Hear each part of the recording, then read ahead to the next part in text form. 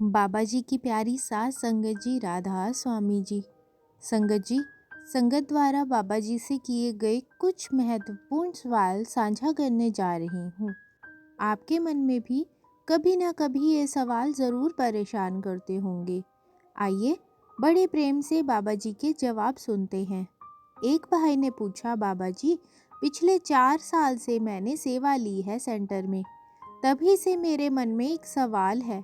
बाबा जी, मैं ब्याज पर पैसे देता हूँ, मैं एक फाइनेंसर हूँ। मेरा काम है लोगों को पैसे देना और उस पर ब्याज लेना। बाबा जी, मुझे सब कहते हैं कि तू बहुत गलत काम करता है, मेरा अंत बड़ा माड़ा होगा। बाबा जी, क्या ब्याज पे पैसे देने से कर्म बनते हैं?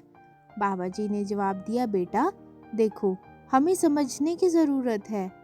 अब हम बैंक से लोन लेते हैं, गाड़ी लेते हैं, तो वो भी किश्तों पर लेते हैं, फिर तो बैंक पर भी कर्म बनने चाहिए। बेटा, जो भी करो जायज़ करो, किसी के साथ माड़ा मत करो, उतना ब्याज लो जो जायज़ है, ज़्यादा मत लो और किसी का फ़ायदा मत उठाओ।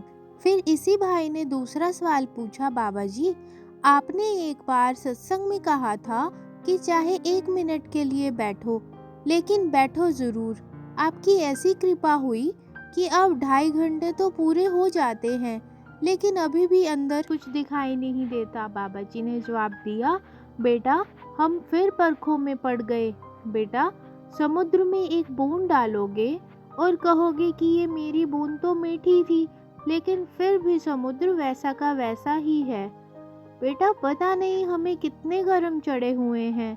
अब किसी ने सारी उम्र शराब पी, पूरा शरीर खराब कर लिया, फिर वो डॉक्टर के पास दवाई लेने गया, तो क्या 1 या 2 बार डॉक्टर की दवाई से ठीक थोड़ी ना हो जाएगा वो। इसलिए बेटा गिनती में मत पड़ो, हम तो कई जन्म भी लेते रहें तो भी कर्म खत्म नहीं होंगे, होंगे तो उसकी बख्शीश के साथ होंगे। हमें तो उसके हुक्म में रहना है, हमें गिनती नहीं करनी, हमें तो बस उसकी रज़ा में रहना है। फिर इस भाई ने तीसरा सवाल किया, बाबा जी कई सत्संगी कहते रहते हैं अगर अभी भजन सिमरन नहीं हो पाया तो मृत्यु के बाद अगली स्टेज में बाबा जी सिमरन पूरा करवा लेते हैं। बाबा जी ने जवाब दिया, बेटा मुझे तो सिर्फ एक स्टेज का पता है, वो है सचखंड। अगर वहाँ नहीं पहुँच सके तो फिर यहीं भटकते रहेंगे। फिर एक दूसरे भाई ने पूछा, बाबा जी भजन सिमरन के बिना भी मुक्ति हो सकती है? बाबा जी ने जवाब दिया, बेटा मुक्ति हम किसको कहते हैं? जब हमारे कर्म खत्म हो जाएंगे या कोई हमारी जिम्मेदारी उठा लेगा। जिम्मेदारी तो कोई तभी उठाएगा जब उससे कोई रिश्ता होगा। अब रिश्ता बनाने के लिए कोई ना कोई जरिया तो चाहिए, वहाँ भजन सिमरन साथ जाता है।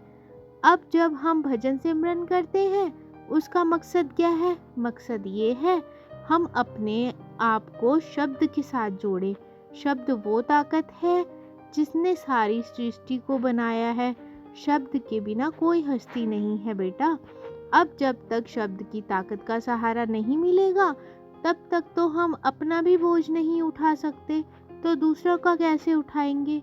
हमें शब्द के साथ जुड़ना है। अब कैसे शब्द के साथ खुद को जोड़ते हैं, कौन सी संस्था के साथ जुड़ते हैं, ये आपके ऊपर है, लेकिन शब्द के साथ जुड़े बिना छुटकारा नहीं हो सकता।